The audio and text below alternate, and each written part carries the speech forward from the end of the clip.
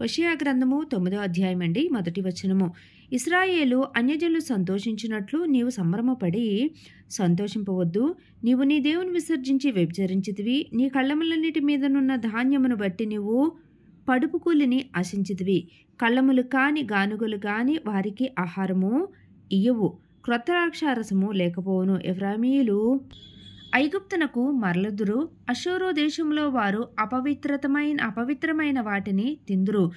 యెహోవా దేశంలో వారు నివసింపకూడదు. యెహోవాకు ద్రాక్షారస పానార్పణమును వారర్పింపరు. వారర్పించు బలుల యందు ఆయనకిష్టము లేదు. వారు ఆహారముగా పుచ్చుకొనున్నది ప్రలాపము చేయువారి ఆహారం వలెనగును.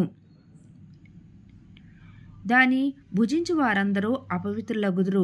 తమ ఆహారము తమకే సరిపడు గాని అది యెహోవా మందిరంలోనికి రాదు. 5వ వచనమండి. నియామక దినములోను యెహోవా పండుగ దినములలోను మీరేమీ చేతురు. 6వ వచనం. లయము సంభవించునందున జనులు వెళ్ళిపోయి ఉన్నారు. ఐగుప్తు దేశము వారికి కూడా స్థలముగా ఉండును. నోపు పట్టణము వారికి శ్మశాన భూమిగా ఉండును. వెండిమయమైన వారి ప్రియ వస్తువులను దురదగుండ్లు ఆవరించును. ముండ్లకంప వారి నివాసములలో పెరుగును. 7వ వచనమండి. శిక్షా దినములు వచ్చేయున్నవి, ప్రతీకార దినములు వచ్చేయున్నవి. తాము చేసిన విస్తారమైన దోషములు, తాము చూపిన విశేషమైన పగను ఎరిగిన వారై తమ ప్రవక్తలు అవివేకులనియు దురాత్మననుసరించిన వారు వేరేవారనియు ఇశ్రాయేలు వారు తెలుసుకుందరు. 8వ వచనమండి.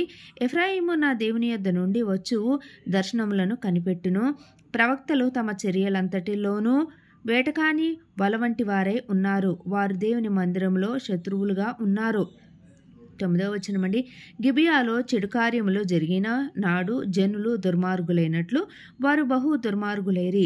యెహోవా వారి దోషమును జ్ఞాపకము చేసుకొనుచున్నాడు. వారి పాపములకై ఆయన వారికి శిక్షావిధి విధించును.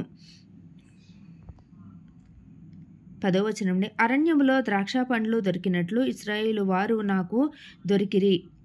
చిగురుపెట్టు కాలమందు అంజూరపు చెట్టు మీద తొలి ఫలము దొరుకునట్లు మీ పితరులు నాకు దొరికిరి. అయితే వారు బలియర్పియేరు నద్దకు వచ్చి ఆ లజ్జాకరమైన దేవతకు తమ్మును తాము అప్పగించుకొనిరి. తాము మోహించిన దాని వల్లనే వారు హేయులైరి. 11వ వచనం. ఎఫ్రాయిము యొక్క కీర్తి పక్షివలె ఎగిరిపోవును. జననమైనను గర్భముతో ఉండుట అయినను గర్భము ధరించుట అయినను వారికి ఉండదు. 12వ వచనం. వారు తమ పిల్లలను పెంచినను వారికి ఎవరునూ లేకుండా అందమైన స్థలములలో వారిని పుత్రహీనులుగా చేసేదను. నేను వారిని విడిచిపెట్టగా వారికి శ్రమ కలుగును. 13వ వచనం. లోయలో స్థాపింపబడిన తూరు వంటి స్థానముగా ఉండుటకై నేను ఎఫ్రాయిము ఏర్పరచుకొంటిని.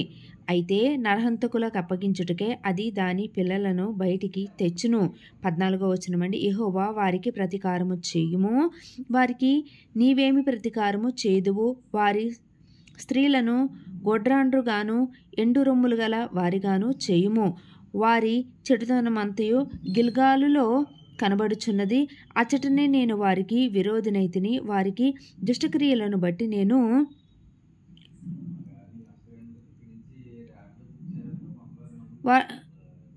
వారిని ఇక్కను ప్రేమింపక నా మందిరంలో నుండి వారిని వెలివేతును. వారి అధిపతులందరూ తిరుగుబాటు చేయువారు.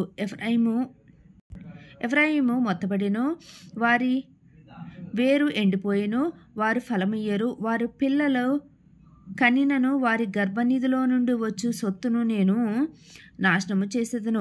17వ వచనం. వారు నా దేవుని మాటలు ఆలకించలేదు గనుక ఆయన వారిని విసర్జించెను. వారు దేశము విడిచి అన్యజనులలో తిరుగుదురు. నెక్స్ట్ అధ్యాయం 10వ అధ్యాయం అండి.